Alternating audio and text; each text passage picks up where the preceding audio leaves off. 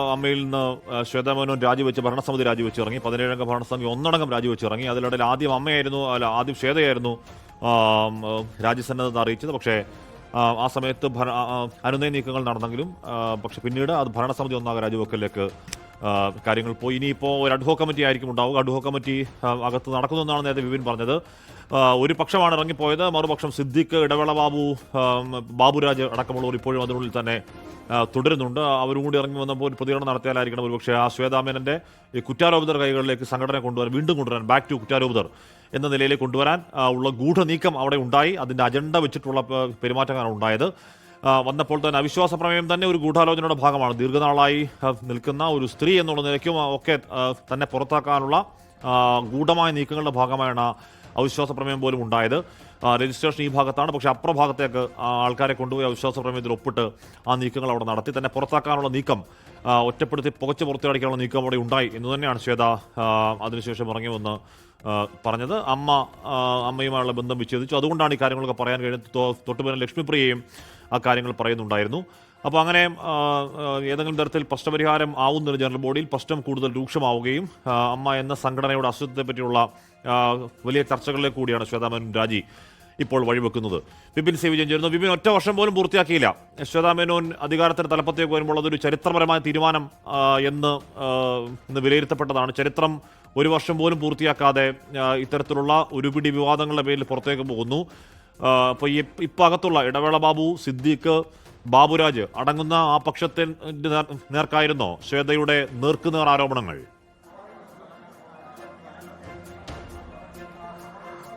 അതെ ആഷ്മി, അത് ഇൻഡയറക്റ്റ് ആയിട്ട് അവരുടെ പേര് തന്നെ. അതായത് കുറ്റാരോപിതരായിട്ടുള്ള ആളുകൾ, ഇതിനു മുൻപ് കുറ്റാരോപിതരായിട്ട് മത്സരിക്കാതിരുന്ന ആളുകൾ സ്വാഭാവികമായിട്ടും ഇടവേള ബാബുവും സിദ്ദിഖും ബാബുരാജും ഉൾപ്പെടെയായിരുന്നു. അപ്പോൾ ആ സംഘമാണ് ഇന്നിപ്പോൾ ശ്വേതയ്ക്കെതിരെ ഉറച്ച നിലപാടെടുത്തത്. അതായത് ഈ ഒരു റിപ്പോർട്ടുമായിട്ട്, ഈ വാർഷിക റിപ്പോർട്ട് ഒരു കാരണവശാലും അംഗീകരിക്കുകയില്ല, ഇതുമായി മുന്നോട്ട് പോകാൻ കഴിയുകയില്ല എന്നുള്ളതൊരു നേർക്കുനേർ ഒരു ഫൈറ്റിലേക്ക് പലപ്പോഴും പോയത് ഈ സംഘവുമായിട്ടായിരുന്നു. അതുകൊണ്ട് തന്നെ ഇനി ഈ കുറ്റാരോപിതർ അവർ ഇതിലേക്ക് വരാനുള്ളൊരു ശ്രമം നടത്തുന്നു എന്ന് പറയുമ്പോൾ ഏതെങ്കിലും രീതിയിലുള്ളൊരു ശ്രമങ്ങൾ ഉണ്ടാവുകയാണെങ്കിൽ അത് സംഘടനയ്ക്കുള്ളിൽ നിന്ന് തന്നെ അതിനെതിരെ ഒരു എതിർപ്പ് വരാനുള്ളൊരു സാധ്യതയുണ്ട്. ഇവരിപ്പോൾ പ്രാഥമിക അംഗത്വം രാജിവെച്ചു, ഇനി അമ്മയിലില്ല എന്നുണ്ടെങ്കിൽ പോലും ഇതിനകത്ത് നിന്ന് തന്നെ അത്തരത്തിൽ ഒരു എതിർ സ്വരങ്ങൾ വരാനുള്ള സാധ്യത കൂടി നിലനിൽക്കുകയാണ്.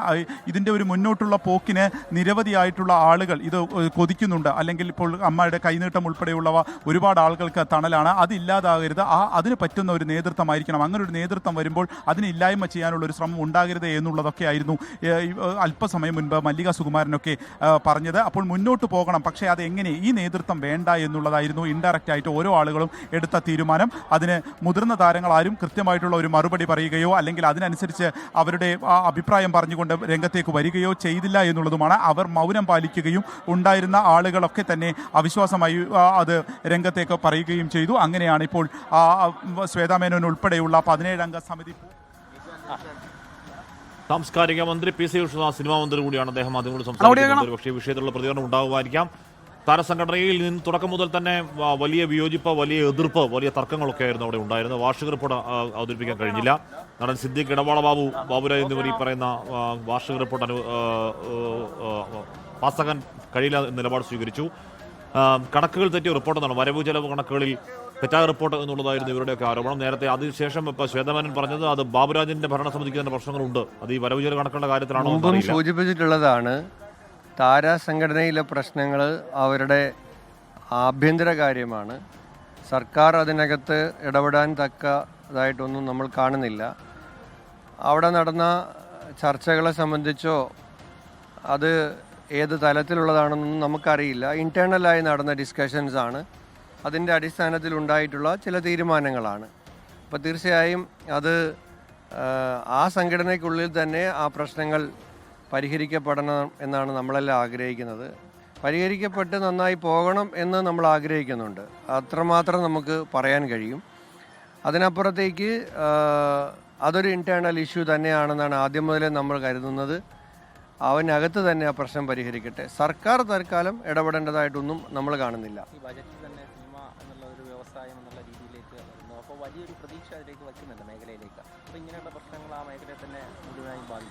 മലയാള സിനിമ യഥാർത്ഥത്തിൽ ഇത്തരം കാര്യങ്ങൾ മാറ്റി നിർത്തി നോക്കിയാൽ മലയാള സിനിമയുടെ വീണ്ടും വീണ്ടും അങ്ങനെ ഞാൻ പറയാൻ ആഗ്രഹിക്കുന്നുള്ളൂ, വീണ്ടും ഒരു സുവർണ കാലഘട്ടത്തിലേക്ക് വന്നിരിക്കുകയാണ്.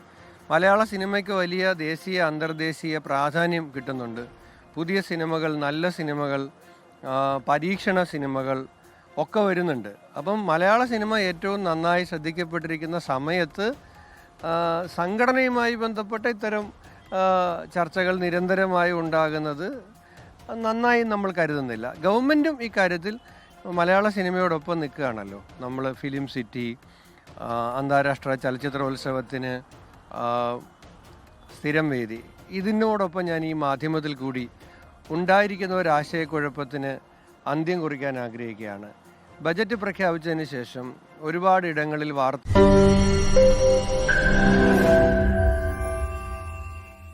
ലോകത്തെവിടെയായാലും ഏത് സമയത്തും 24 വാർത്തകളും ഓഗ്മെന്റഡ് റിയാലിറ്റി പാക്കേജുകളും എക്സ്പ്ലെയിനറുകളും വിശദമായി കാണാൻ ഞങ്ങളുടെ യൂട്യൂബ് ചാനൽ നിങ്ങൾക്ക് സബ്സ്ക്രൈബ് ചെയ്യാം.